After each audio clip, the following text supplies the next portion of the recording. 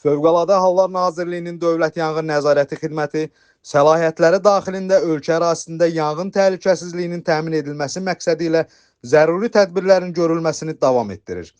Bu çərçivədə Dövlət Yanğın Nəzarəti Xidməti tərəfindən Sabirabad rayonu Həşimxanlı kəndində yerləşən yanacaq doldurma məntəqəsində keçirilən yoxlama zamanı yanğın təhlükəsizliyi sahəsində çoxsaylı nöqsanların mövcud olduğu, həmin nöqsanların insan həyatı və ya sağlamlığına, ətraf mühitə və dövlətin əmlak maraqlarına birbaşa təhlükə yaratdığı müəyyən edilib. Belə ki, obyektdə avtomatik yanğın xəbərverici siqnalizasiya qurğusu quraşdırılmayıb,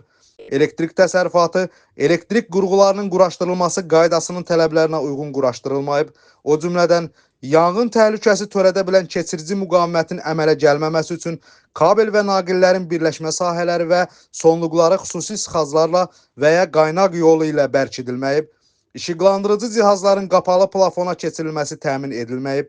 obyekt ilkin yanğın söndürmə vasitələri ilə tam təmin edilməyib, mövcud od söndürən balonların tərkib hissəsi isə yenisi ilə əvəz olunmayıb. Obyektin daxilində yerləşən elektrik şiti təmiz saxlanılmayıb.